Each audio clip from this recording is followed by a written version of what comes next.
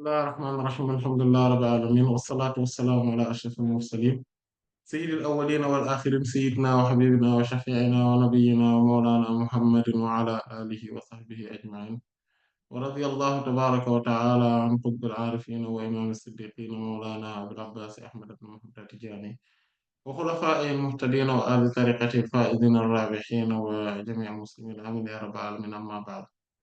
Après avoir formulé les louanges à Allah subhanahu wa ta'ala, adressé les prières et salutations selon le noble prophète Sidna Muhammad sallallahu alayhi wa sallam.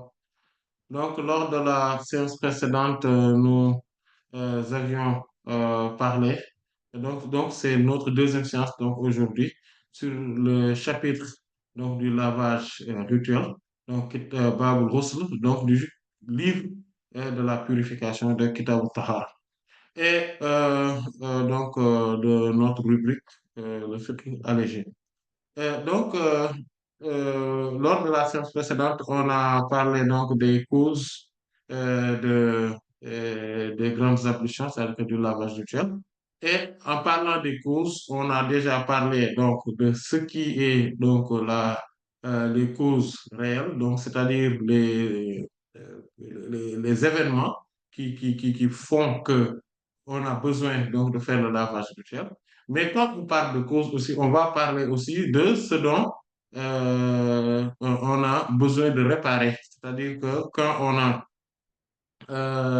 est en état dont on a besoin de faire le lavage rituel, qu'est-ce qu'on doit faire?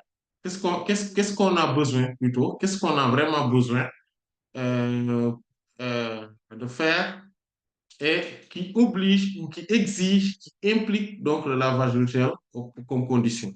Donc c'est cela, donc il y a donc ces deux choses-là qu'on est en train de voir. Donc on était sur le premier registre qui consiste aux causes donc directes, c'est-à-dire donc c'est comme on avait vu, c'est inzalul mani, comme on avait vu, donc c'est-à-dire l'éjaculation donc du sperme. Et on avait vu aussi ce qu'il y avait, la deuxième chose, c'est iltiqa'u khitanayni, iltiqa'u khitanayni, c'est-à-dire la rencontre des deux circoncis, c'est-à-dire un rapport conjugal, donc un rapport intime. Et après, il y a al-hayd, qui est les menstrues, et al-nifas, qui consiste au louchi. Et il y a donc une cinquième cause qui est donc une obligation, c'est al-kufr, c'est-à-dire la mécréance. Quand quelqu'un donc vient de sortir de la mécréance, c'est-à-dire pour rentrer dans l'islam, que ça soit quelqu'un qui était déjà musulman auparavant, c'est-à-dire et qui avait apostasié, ou bien c'est quelqu'un qui vient de se convertir à l'islam. Euh, mais globalement, dans les livres des Malikites, on cite les quatre premières et le cinquième, ils disent que c'est obligatoire tout de même. Donc, on voit qu'en réalité, donc, il y en a cinq. Donc, on avait déjà vu le premier. Donc, le premier qui consistait à l'éjaculation. Et cette éjaculation-là doit se produire, donc, al-inzal fi hal al-yaqaza, c'est-à-dire, donc, l'éjaculation en état d'éveil. Et il y a al-inzal fi hal al-nawm. Donc, c'est l'éjaculation en état de sommeil. Et donc, on avait parlé de l'ihtilam, c'est-à-dire des rêves nuptiales, c'est-à-dire des rêves érotiques. Et on avait également parlé du cas de la personne qui s'est réveillée et en voyant, en tout cas, qui s'est surpris en voyant sur ses vêtements du liquide qu'il soupçonne d'être du sperme ou du liquide séminal. On a traité ces deux cas, ou en tout cas tous ces cas-là lors de la séance précédente. Donc maintenant, on va passer sur la deuxième cause, parce que sur l'énumération, on avait parlé de l'éjaculation, et après maintenant, on va parler de la pénétration. Voilà, de ce qu'on appelle la pénétration.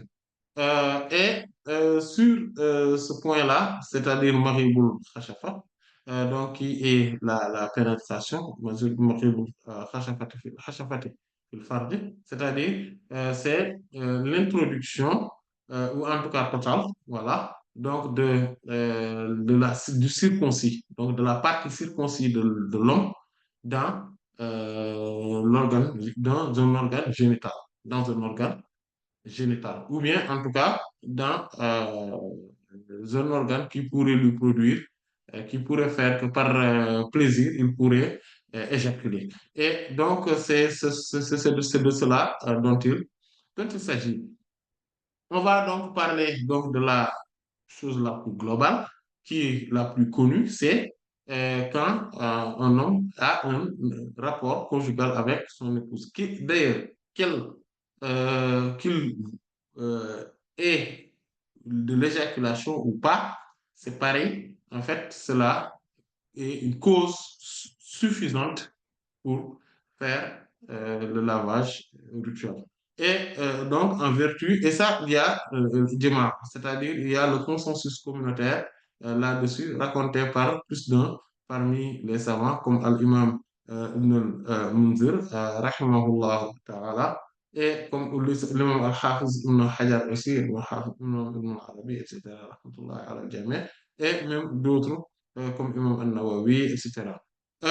Et donc, cela donc, est produit, donc l'état de la janaba donc est aussi lié à ce cas de figure. Donc, l'état de la janaba, comme on l'avait vu, c'est un des deux cas, c'est-à-dire c'est inzalul mani ou iltiqa'ul khitanayni, c'est-à-dire c'est l'éjaculation donc, du sperme, ou bien iltiqa'ul khitanayni, la rencontre des deux circoncis.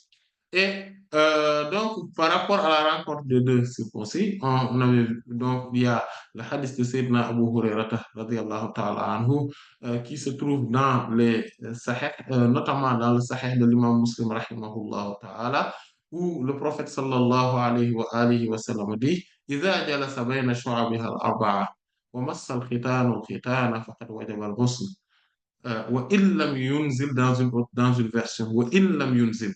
Et donc, il dit que si l'homme s'assoit entre les quatre membres donc de son épouse et que la partie circoncis rencontre l'autre partie circoncis, et donc il y a le lavage rituel et devient obligatoire. Et il dit wa illam yunzil, même si il n'éjacule pas. En fait, il faudrait comprendre que quand on parle de la rencontre des deux circoncis, cela ne voudrait pas dire que la partie circoncis de l'être de l'homme et la partie circoncis de la femme se rencontrent ou se touchent. Parce que cela ne cause pas en réalité les grandes ablutions, le lavage rituel. Parce que, tout simplement, ce qu'on voudrait dire, c'est que quand il y a la rencontre des deux circoncis, c'est-à-dire que la partie circoncise de l'organe génital masculin dépasse la partie circoncise de l'organe génital féminin. C'est-à-dire quand il y a pénétration de telle sorte que il y a une introduction totale de la partie circoncise de l'organe génital masculin. Et donc, c'est ce que cela voudrait dire en toute vérité. Mais cela ne voudrait pas dire que les deux parties circoncis, parce que les deux parties circoncis, la rencontre de ces deux parties circoncis ne suffit pas parce qu'il n'y a pas encore eu pénétration. Voilà, donc il faudrait bien comprendre cet aspect-là ou ce langage prophétique. Et il y a donc aussi le hadith de Sayyidat Aïcha Mu'minina, radiallahu ta'ala anha, qui, elle aussi, raconte la même chose, dit qu'il y a un homme qui est venu demander l'envoyé d'Allah sallallahu alayhi wa sallam. Inna rajulan sa'ala Rasulallah sallallahu alayhi wa alihi wa sallam an rajuli yujami'u ahlahu thumma yaksilu. Hal alayhim al-ghusl. Elle dit que il y a donc un homme qui questionna, interrogea l'envoyé d'Allah sallallahu alayhi wa sallam au sujet d'un homme qui a eu des rapports conjugaux avec son épouse, mais n'a pas éjaculé, mais qui n'a pas éjaculé parce qu'il n'a plus et il n'a plus envie de continuer. Et est-ce que dit alayhima, Allah alayhima al-ghusl, est-ce que le lavage rituel les incombe? Et Sayyidat Aïcha radiallahu anha dit, elle dit que j'étais présente. Donc le hadith dit wa Aïcha jalisatu. Donc Sayyidat Aïcha radiallahu anha était présente, était là dans l'assistance. dans l'assistance. Elle dit, il l'envoyé d'Allah sallallahu alayhi wa sallam, qala Rasulullah sallallahu alayhi wa sallam, inni la af'alu dhalika ana wa hadhihi thumma naghtasil. Moi et celle-là, on pratique la même chose et on fait le lavage rituel. En fait, donc, l'envoyé d'Allah sallallahu alayhi wa sallam lui-même donc, dit que donc, dit lui-même s'être lavé donc, à cause de cela. Donc, et ce hadith-là est dans le Sahih de l'imam Muslim aussi, rahimahullah. Et il y a un autre hadith par contre qui est dans les sunan, notamment dans le sunan de l'imam Abu Dawud, de l'imam Tirmidhi, Ibn Majah, rahmatullah alayhi, même si que l'imam Ahmad aussi l'a rapporté et d'autres, rahmatullah ala al-jami'. L'imam Tirmidhi considère que ce hadith-là est Hassan et c'est le hadith de Sayyidina Ubay ibn Ka'b radiallahu ta'ala anhu, qui dit que lui-même, donc qui dit que أن الفتية التي كانوا يفتون أن الماء من الماء كانت رخصة رخصها رسول الله صلى الله عليه وسلم في بدء الإسلام ثم أمر بالاغتسال بعد. Il dit que les fatwas qu'on faisait, c'était que, comme qu'on faisait au départ, c'est que la parole du prophète sallallahu alayhi wa sallam que al-ma'u min al-ma', innama al-ma'u min al-ma', donc ce hadith-là qu'on avait vu lors de la séance précédente, que l'eau du lavage rituel est causée par l'eau de l'éjaculation. Donc, c'était un allègement que l'envoyé d'Allah sallallahu alayhi wa sallam avait fait au début de l'islam. Puis maintenant, il a ordonné le fait de qu'on puisse se laver, donc se laver rituellement. Euh, donc, et en fait, on va dire, en d'autres termes, que l'expression du prophète sallallahu alayhi wa sallam, innamal ma'u minal ma', que rien d'autre, l'eau du lavage rituel n'est causée que par l'eau c'est-à-dire du liquide du sperme éjaculé, ou en tout cas du sperme qui est sécrété. Cette parole-là a deux cas de figure. À deux cas de figure. Le premier cas de figure, c'est quand on a, on a un rapport conjugal avec son épouse. Et donc, qu'on n'a pas éjaculé, c'est-à-dire qu'on n'a pas sécrété du sperme. Donc, dans ce cas de figure-là, il n'y a pas il n'y a pas, donc, il y a donc cette partie, donc ce hadith est abrogé pour ce cas de figure. Donc, la sentence de ce hadith, c'est-à-dire que qu'on pourrait déduire de ce hadith, est abrogée en tenant compte de ce cas de figure. Le deuxième cas de figure, c'est quand on est en état d'éveil un rêve plutôt, quand on fait un rêve et qu'on fait des rêves nuptials, donc des rêves érotiques, et que on se lève et on voit qu'on n'a pas éjaculé. Là aussi, donc dans ce cas de figure-là, ce hadith-là n'est pas abrogé. Dans ce cas de figure, ce hadith n'est pas abrogé. Et il y a même un troisième cas de figure, c'est quand on est en état d'éveil, on n'a pas de rapport conjugal, ou bien on a eu en tout cas des attouchements avec son épouse et à un moment donné, on a senti le sperme ou l'éjaculation venir et qu'on a arrêté et à un moment donné, on a pensé à autre chose, on est coupé, voilà, on s'est préoccupé d'autre chose, de telle sorte que maintenant, que le plaisir s'est apaisé. Et à un moment donné, que maintenant, c'est dans ce cas de figure-là aussi, ce hadith-là n'est pas abrogé. C'est-à-dire, là, on va voir s'il y aura de l'éjaculation, oui ou non. S'il y a de l'éjaculation, donc on fait le lavage rituel. S'il n'y a pas d'éjaculation, on ne fait pas de lavage rituel. S'il y a de l'éjaculation bien après, et donc aussi, ou en tout cas, s'il y a de la sécrétion donc du sperme aussi, on est tenu de faire le lavage rituel comme on l'avait vu lors de la séance précédente. Et maintenant, sur ce sujet-là, on avait aussi parlé donc du fait que le hadith qui parle إذا مس الختان الختان Donc, إذا جلس بين شعبها الأربعة ثم جهدها. Et dans une autre version, ومس الختان والختان. Donc, quand le hadith de Sayyidina Abu Hurairah radhiyallahu anhu cité précédemment, que si l'homme s'assoit entre les quatre membres donc de son épouse et summa jahadaha, et puis a fait donc l'effort d'avoir un rapport avec elle. Voilà, c'est ça. Maintenant, ou bien, wa massal khitan au khitan, c'est-à-dire et que la partie circoncise touche l'autre partie circoncise, ou les deux parties circoncises se touchent, donc iltiqa ou khitanayni, comme on dit.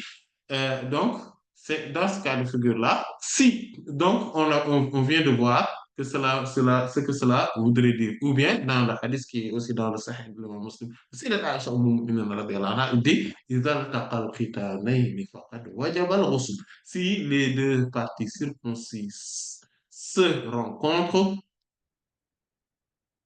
le lavage rituel devient obligatoire. Là, mais ce que cela voudrait dire, on vient d'en parler, donc c'est justement, c'est s'il y a que les deux parties circoncises qui se touchent, il n'y a rien qui est obligatoire. Et ça, il y a de ijma là-dessus.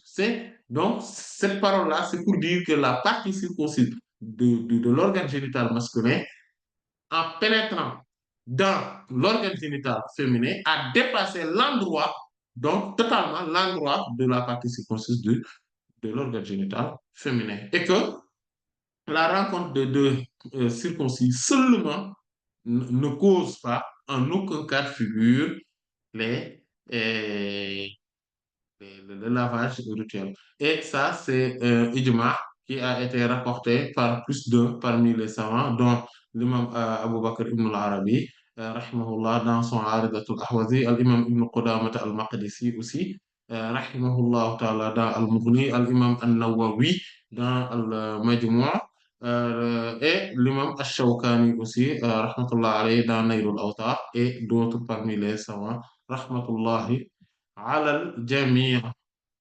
Maintenant, il y a des cas de figure par rapport à cela. C'est que quand euh,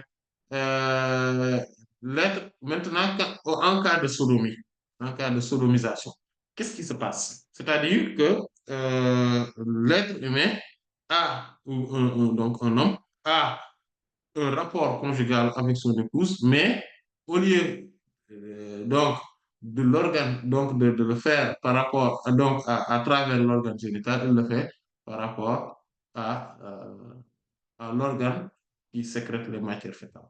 Qu'est-ce qui se passe en fait? Et c'est ça, pour dire d'abord, il faudrait comprendre que c'est illicite. C'est totalement illicite et c'est haram, c'est prohibé. Et d'ailleurs, même celui qui le fait, le prophète sallallahu alayhi wa sallam dit que faqtulul fa'ila wal maf'ula bihi. Donc, il faudrait tuer celui qui le pratique et celui qui sur qui la personne sur qui on la pratique. Voilà. De manière générale, donc au début c'était pour les hommes, mais ce statut-là est aussi valable pour les femmes. En fait, c'est illicite, c'est totalement illicite. Et d'ailleurs, quelqu'un qui pratique, qui fait cette pratique odieuse, qu'Allah nous préserve, pourrait avoir tendance à être homosexuel, pourrait avoir tendance à devenir homosexuel. Parce que tout simplement, c'est une pratique qui va évoluer vers cette forme de perversité et de libertinage. Voilà. Donc, quand, mais cependant, si un homme le fait, qu'est-ce qui se passe? Si un homme le fait, qu'il le fasse avec un homme ou avec une femme, il est dans l'obligation de le faire, de refaire le lavage rituel. Et cela aussi, c'est relève du consensus des quatre mazhab, voire même de l'unanimité de tous les savants de la nation islamique. Et euh, en fait, cela en vertu du fait qu'Allah subhanahu wa ta'ala donc parlait avec le peuple, donc, en racontant la parole de Sayyidina Lut, alayhi salatu wassalam, qui dit que innakum la ta'tuna al-fahishata ma sabaqakum biha min ahadin min al-alamin. Vous êtes en train de pratiquer, innakum la ta'tuna al-fahisha, vous êtes en train de pratiquer une abomination que faisait aucune personne, aucune communauté avant vous, parmi les humains. Et, et là, donc, le terme fahisha, on voit que quand Allah subhanahu wa ta'ala l'utilise ou en fait usage dans le Coran, souvent cela a, ou presque tout le temps, et que de rares fois, que ce n'est pas le cas, mais c'est souvent le cas pour parler donc de tout ce qui est une abomination et une forme de libertinage sexuel. Et c'est dans le cas quand il dit, par exemple, وَلَا تَقْرَبُوا الزِّنَا إنه فاحش ولا تقربوا الزنا إنه كان فاحشة وساء سبيلا. Ne vous approchez pas de l'adultère ou de la fornication. Zina, cela signifie en même temps la fornication et l'adultère. Il dit car c'est un acte odieux, c'est un acte abominable. Wasa sabila. Donc il a utilisé le même terme. Wasa sabila est avec une fin, une mauvaise fin. Voilà, cela entraîne une mauvaise fin. Et dans un autre signe coranique, Allah subhanahu wa ta'ala dit Wallati yatina al-fahishata min nisaikum. Et celles qui pratiquent l'acte abominable, al-fahisha, min nisaikum parmi vos, vos femmes. Donc là aussi, il a utilisé, donc en parlant de la fornication ou de l'adultère, et il a dit, il utilise le terme fahisha. Dans un autre signe coranique aussi, il dit ولا تنكحوا ما نكح آباؤكم إلا ما قد سلف إنه كان فاحشة ومقتا وساء سبيلا. N'épousez jamais, il dit n'épousez jamais, n'ayez jamais un rapport conjugal avec une femme dont votre père avait déjà eu un mariage ou un rapport conjugal. إنه كان فاحشة, parce que cette pratique, il dit كان فاحشة, demeure une abomination. Vous voyez le terme fahisha. Wa maqtan est un courroux. Donc le courroux d'Allah subhanahu wa ta'ala, wa sa'a sabila, et entraîne inéluctablement une mauvaise fin. Donc quand on regarde bien donc, ce terme-là, donc cela voudrait dire, donc c'est, il y a, donc ce qui voudrait dire que l'adultère, la fornication et la sodomisation, ils ont exactement les mêmes conséquences par rapport aux sentences, mais aussi par rapport donc, aux conséquences chariatiques, donc par rapport aux conséquences dans le droit musulman, c'est-à-dire que quand on devrait, quand on la pratique, il faudrait faire le lavage rituel, donc par rapport à ce qui nous concerne bien évidemment ici. Et s'il s'agit maintenant d'un animal, s'il s'agit d'un animal aussi, c'est pareil. Que ça soit, en fait, chez les mâles, il faudrait comprendre et d'ailleurs chez les autres aussi, hein. Mais souvent, chez les Malikites, il faudrait, qui insistent plus là-dessus, en tout cas, dans certains cas, en fait, à chaque fois qu'il y a une pénétration, que ça soit chez un homme ou chez une femme, chez un animal, de devant ou de derrière, et même, voilà, quel que soit, même chez, en fait, c'est n'importe qui. Il y a une obligation de lavage rituel.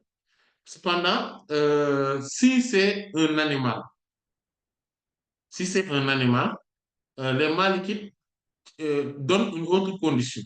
En fait, en disant que il ne faudrait pas que l'organe génital, donc masculin, c'est-à-dire que de l'homme qui la pratique, ne soit pas entouré donc de morceaux, ou en tout cas d'un tissu qui est solide, euh, voilà, qui est épaisse. Voilà, un tissu qui est épais. Si le tissu est fin, comme par exemple, on va parler par exemple du préservatif, voilà, par exemple, si c'est fin, comme le préservatif, là, il faudrait un lavage rituel. Mais si c'est un tissu qui est plus, plus épais, donc cela ne nécessite pas un lavage rituel qu'on n'a pas encore éjaculé. Voilà. Donc, la sentence. Et aussi, chez les Malikites, aussi, ils disent que si, il faudrait que aussi cet organe soit aussi un organe qui a la capacité de contenir euh, cette partie, cette partie. Donc, c'est-à-dire la partie circoncise euh, de, de l'organe génital masculin. Donc, en quelque sorte, euh, voilà. Donc, c'est ce qui, c'est ce qui concerne déjà donc par rapport à la janaba. Donc, on va aussi, avant de parler ou plutôt, on va parler maintenant euh, des autres causes. C'est, par exemple, al-hayd. Donc, al-hayd, c'est-à-dire euh, euh, les menstrues, les règles. Voilà, les règles, donc, aussi ont pour conséquence le lavage rituel. Comme par exemple, parce que Allah subhanahu wa ta'ala dit dans son Saint-Coran, وَيَسْأَلُونَكَ عَنِ الْمَحِيضِ قُلْ هُوَ أَذًى فَاعْتَزِلُوا النِّسَاءَ فِي المحيض ولا تقربوهن حتى يطهرن فإذا تطهرن فأتوهن من حيث أمركم الله Inna Allah yuhibbu tawwabin wa yuhibbul mutatahhirin. Donc, Allah subhanahu wa ta'ala dit, et ils vont t'interroger. Wa yas'alunaka anil mahid. Ils vont t'interroger au sujet donc du lavage del mahid, donc des menstrues. Qul huwa adhan dit que c'est donc quelque chose de gênant fait que c'est gênant, il y a un gêne là-dessus. En fait, pourquoi il y a un gêne là-dessus? C'est que non seulement c'est de l'impureté, mais aussi cela provoque une forme de gêne chez la femme. Parce que de telle sorte, parce qu'il y a des hormones qui sont là, et parfois la femme a des douleurs, des sentiments aussi, il y a un sentiment d'impureté qui l'anime. Il y a aussi ces humeurs, voilà, qui vont voilà, qui ne seront pas stables. Voilà, elle ne va pas être stable en ces moments-là. Donc, c'est pour cela qu'il a appelé Athan. Donc, c'est une forme de gêne. Et il dit, فَاعْتَزِلُوا النِّسَاءَ فِي الْمَحِيضِ. Donc, éloignez-vous donc des femmes fil mahidi, donc pendant les moments de menstrues. Et dans les lieux de menstrues. Et ce qui le prouve que ce qui est interdit, c'est juste l'acte conjugal. Euh, bon, ça, on va y revenir parce que ce qui nous intéresse ici, ce n'est pas ce sujet-là, mais on va y revenir tout de suite, Inch'Allah. C'est que, en fait, Allah subhanahu wa ta'ala continue à dire, il dit, Wala taqrabuhunna hatta yatuhurna. Et ne vous approchez pas d'elles jusqu'à ce qu'elles se purifient. Donc, se purifient de leur menstrues. Et oui, maintenant, quand elles pratiquent le lavage rituel, ah là, voilà, intégralement lavées, donc purifiées, quand elles se sont intégralement purifiées, et là, elles parlent du lavage. Allah, subhanahu wa ta'ala, plutôt, ici, parle du lavage rituel. Il dit, Fa'tuhunna min haythu amarakumullah. Vous pouvez venir en elles là où Allah subhanahu wa ta'ala vous a commandé, vous a ordonné.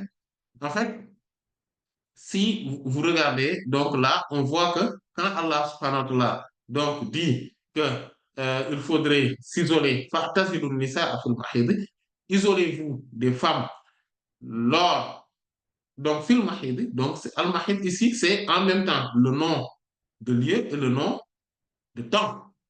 Parce que le premier al-mahid, c'est un substantif. Ce qu'on appelle masdar mimi. C'est un substantif qui a été, qui provient de la lettre mim, ou en tout cas qui a au début la lettre mim. C'est pour cela que de al-mahid, c'est-à-dire, ça signifie al-hayd, c'est-à-dire les menstrues en soi. Et donc, le statut des menstrues et le fait même de voir les menstrues. Donc, c'est ce qu'il a traité. Ce qu'il a dit que c'est une impureté, mais c'est gênant. Et il dit, plutôt, isolez-vous des femmes. Et là, le mot al-mahid signifie le lieu et le temps. Donc, le lieu, c'est-à-dire là où le lieu, l'endroit par lequel les monstres sortent, et le moment, et le moment où il y a les monstres. Donc, c'est ce qu'on dit. Donc, ah, il faut vous isoler des femmes. Il dit, voilà, et ne vous approchez pas d'elles. Jusqu'à ce qu'elles se purifient. Qu'est-ce que ça signifie? Ce qui nous zénifie par rapport à cela, c'est le hadith de Sayyidina Anas ibn Malik radiallahu ta'ala anhu, qui est dans le Sahih de l'imam Muslim, rahimahullah. Il dit que les Juifs, al-Yahuda, كانوا إذا حاضت المرأة فيهم لم يواكلوها ولم يجامعوهن في البيوت فسأل أصحاب النبي صلى الله عليه وسلم فأنزل الله تعالى يسألونك عن المحيض قل هو أذى فاعتزلوا النساء في المحيض. Donc, Sayyidina Anas radiallahu anhu dit que les Juifs, à l'époque du prophète, sallallahu alayhi wa sallam, donc les Juifs disaient que, ou bien c'était des gens qui, plutôt, lorsque la femme parmi eux, donc, voyait ses règles, il ne mangeait plus avec lui, avec elle, et il n'avait pas aussi de rapport conjugal avec elle. Et en fait, il ne dormait même plus, même dans les mêmes chambres. Et donc, les compagnons, les honorables compagnons radiallahu anhum, ont demandé cela au prophète, sallallahu alayhi wa sallam, et Allah subhanahu wa ta'ala donc, a fait descendre, a révélé donc ce signe coranique. Yas'alunaka anil mahid, ils vont interroger au sujet des menstrues, pour dire que c'est une gêne. C'est un gêne. C'est donc une entité gênante. Une entité gênante. Fa'tazilun nisaa fil mahid, isolez-vous donc des femmes donc dans et pendant les menstrues. Voilà. Et quand ce signe coranique a été révélé, Sayyidina Anas dit, radiyallahu anhu, faqala Rasulullah sallallahu alayhi wa alihi wa sallam, isna'u kulla shay'in illa nikah. Et l'envoyé d'Allah sallallahu alayhi wa alihi wa sallam avait dit, a dit maintenant, il dit que isna'u kulla shay'in, toute chose, illa nikah, à part l'acte conjugal. Vous voyez? Donc, tout est permis. Et il y a aussi dans le hadith de Sayyidina Aïcha Mu'minina, radiallahu anha, aussi qui est dans le Sahih de l'imam Muslim, qui dit la même chose que le prophète sallallahu alayhi wa sallam a dit, Isna'u shay'in illa nikah. Faites quelque chose, à part l'acte conjugal. Donc, c'est possible. Et donc, quand les Juifs, donc, il dit que, فَبَلَغَ ذَلِكَ الْيَهُودُ فَقَالُوا مَا يُرِيدُ هَذَا الرَّجُلُ أَنْ يَدَعَ مِنْ أَمْرِنَا شَيْئًا إِلَّا خَالَفَنَا. Quand l'information est parvenue aux Juifs, ils disent que cet homme ne désire rien parmi tout ce que nous faisons, tout ce que nous faisons, il ne laisse rien, il ne désire ne rien laisser sans qu'il ne diverge pas avec nous sur ce sujet-là. C'est-à-dire qu'à chaque fois qu'il nous voit faire quelque chose, qu'il nous voit être dans une direction, il veut nous, il veut diverger avec. En fait, c'est ça l'esprit. Vous voyez? Et, et donc, quand Sayyidina Usayd ibn Hudayr et Sayyidina Abbad ibn Bishr sont venus, comme le Sayyidina Anas dit, il dit, فجاء أسيد بن حضير وعباد بن بشر رضي الله عنهما فقال يا رسول الله صلى الله عليه وسلم إن اليهود تقول كذا وكذا فلا نجامعهن. Il dit Ils dirent les deux, ils sont venus en disant au prophète sallallahu alayhi wa sallam, au envoyé d'Allah, sallallahu alayhi wa sallam, les Juifs disent telle et telle chose. Donc, ils disent ce qu'on vient de dire. Mais est-ce que maintenant, on va même pas avoir des rapports conjugaux avec elle? Là, فتغير وجه رسول الله صلى الله عليه وآله وسلم حتى ظننا قد وجد عليهما. Et là, le visage de l'envoyé d'Allah sallallahu alayhi wa sallam s'est métamorphosé. Jusqu'à ce qu'on ait pensé qu'il a eu une colère contre eux et qu'il ne veut plus les voir. En fait, est là, parce que pourquoi? Parce qu'en fait, parce que quand Allah subhanahu wa ta'ala donne une sentence, l'envoyé d'Allah sallallahu alayhi wa sallam donne une sentence, il ne faudrait pas essayer d'être dans l'exagération. Il ne faudrait pas être dans le laxisme, mais il ne faudrait pas non plus être dans l'extrémisme ou dans l'exagération. Et d'ailleurs, sur ce point-là, les juifs et les chrétiens divergent des musulmans. C'est-à-dire que les musulmans, eux, sont dans le juste milieu, dans l'équilibre. Voilà, ils ont un contact avec les femmes, ils parlent avec elles, ils discutent avec elles, ils passent la nuit dans le même lit, sur le même lit plutôt, ils mangent avec elles.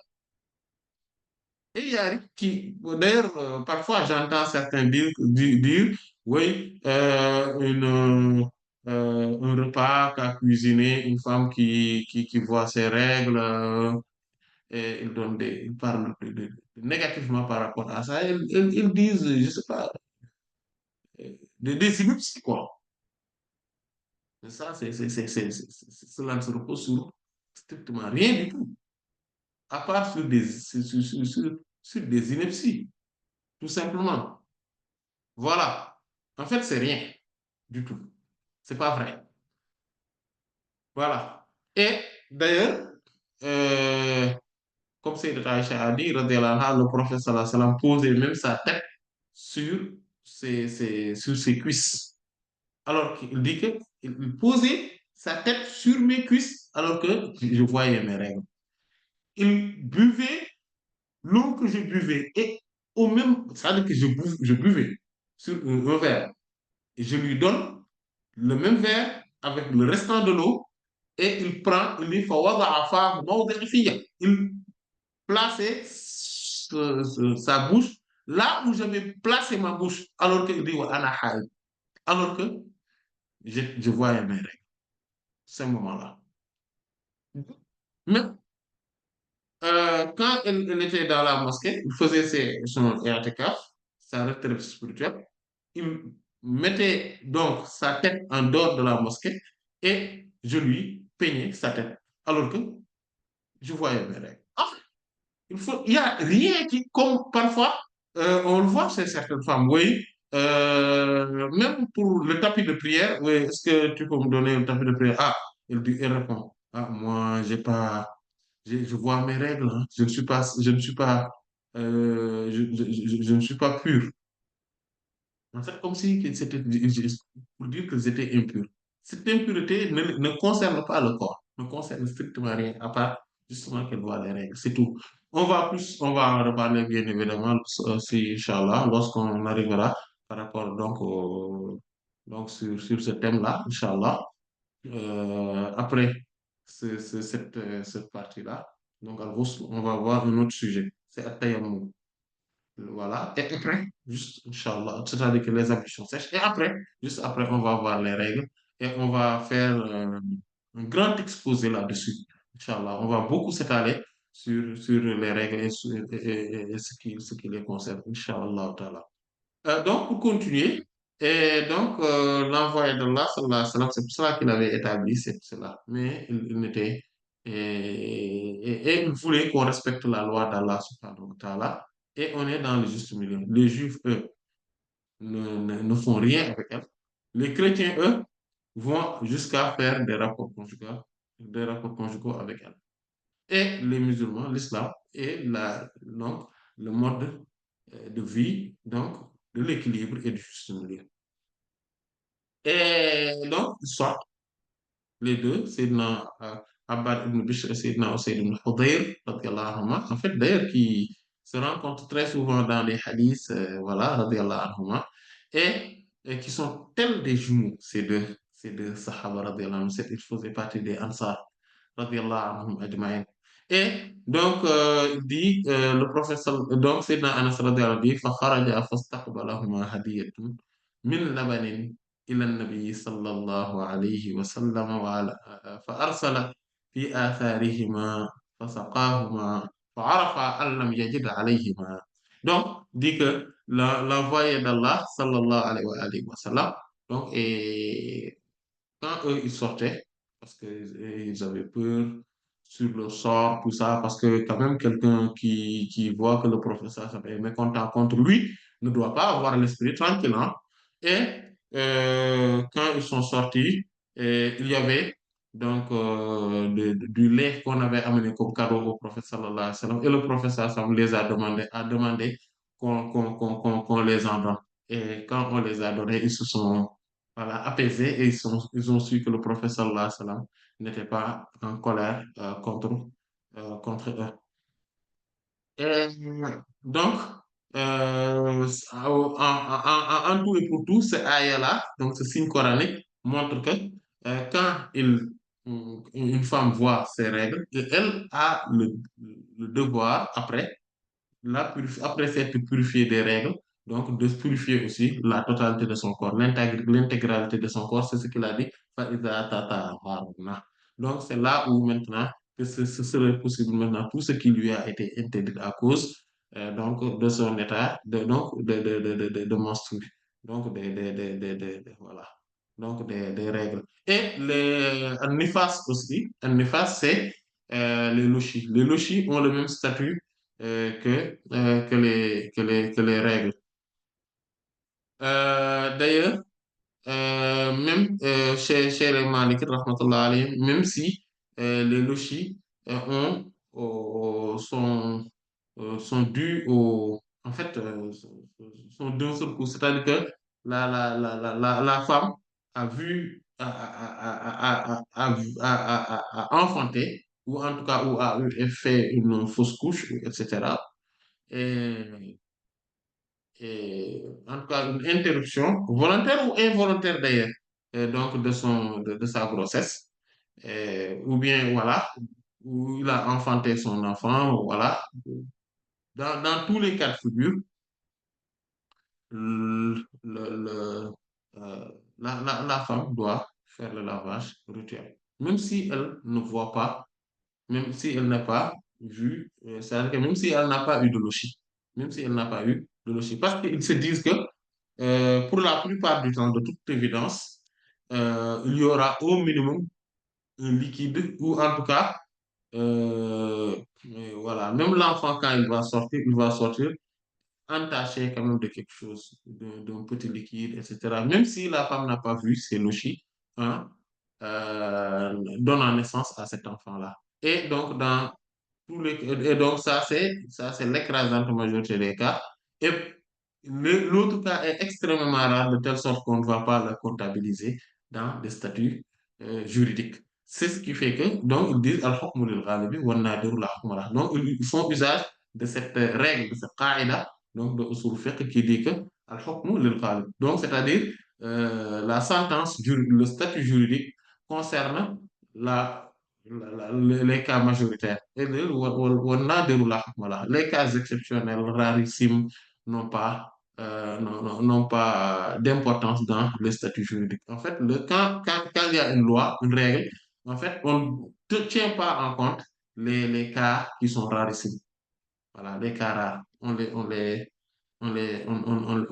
tient pas en compte. Donc, pour dire tout simplement que chez les Malikites, bon, par contre, chez les Hanbalites, rahmatullah alayhim, qui sont d'ailleurs les seuls à se dire que si la femme voit donc, a donné naissance à un enfant et qu'elle n'a pas du tout vu de logique, cela ne lui empêche de rien faire et même le lavage ne lui est pas obligatoire.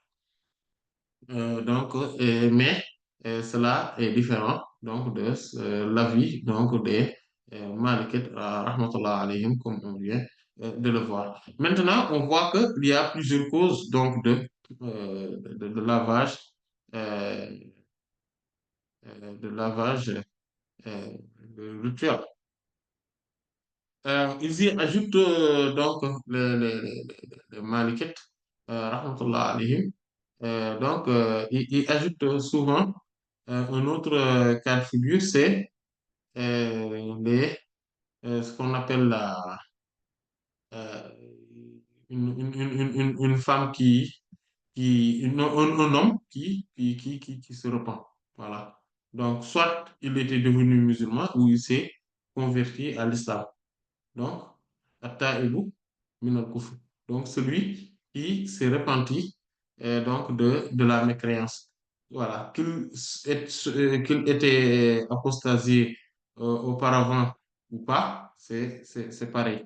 Et donc, c'est celui-là, donc il lui incombe de faire le lavage rituel. Il se base sur le fait tout simplement que le mécréant, quand il devient musulman, il était déjà majeur. S'il était déjà majeur, voilà. S'il n'était pas déjà majeur, c'est-à-dire c'est un enfant qui est rentré dans l'islam, qu'est-ce qui lui incombe? Rien. Mais sauf que c'est préférable qu'il se lave, voilà, qu'il fasse le lavage rituel. Mais s'il était, euh, mais s'il se repent, voilà.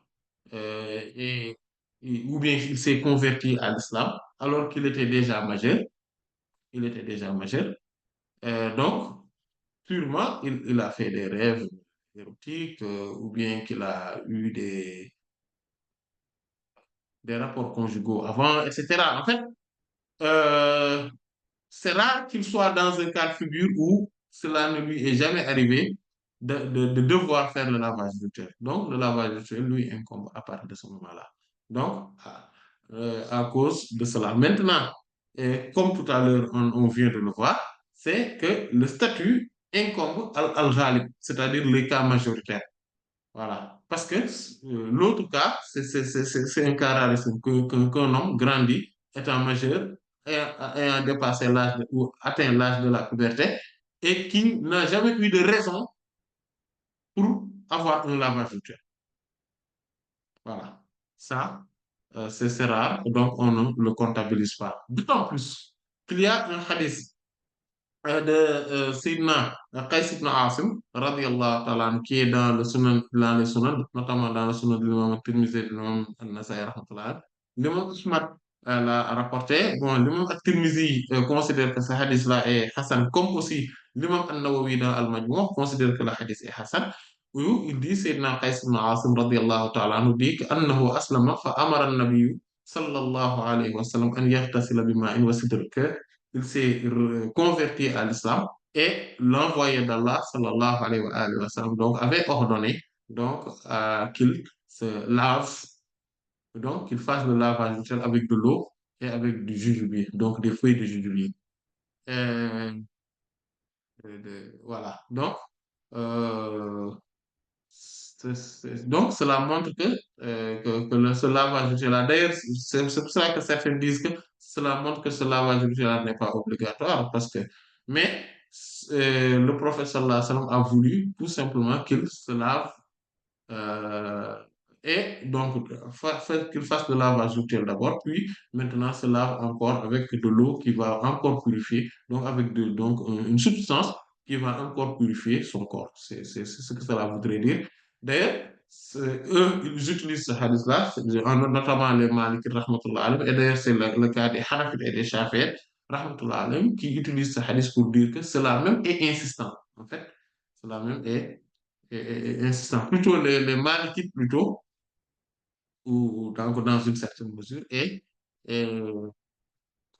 parce qu'en fait, quand ils énumèrent, comme nous l'avions dit au début, quand eux, ils énumèrent que les quatre qu'on venait de dire. C'est-à-dire que les deux cas qui concernent la janaba, les lochis et les menstrues et les lochis. Mais ils disent quand même que c'est obligatoire. En fait, ils le disent. Voilà. C'est pour cela que certains malikites, donc en majorité même, considèrent que ce sont les lavages qui sont des sunnas, mais qui sont des sunnas insistantes. C'est-à-dire que c'est une sunna mu'akkada. Donc, quand ils disent que wajib ou yajibu alayhi, en fait, il lui incombe, il est obligatoire pour lui, c'est pour dire que sous une forme de sunna, pas sous une forme de fard, de ça que de devoir ou de prescription. Voilà. Mais néanmoins, certains malikites considèrent quand même que ce lavage-là est obligatoire. Et les hanafites aussi, et les chafiites considèrent que ce lavage-là n'est pas obligatoire, mais les hanbalites donc, et donc une bonne partie des malikites considèrent que c'est totalement obligatoire. Voilà. Donc c'était juste pour encore donner plus de précision par rapport à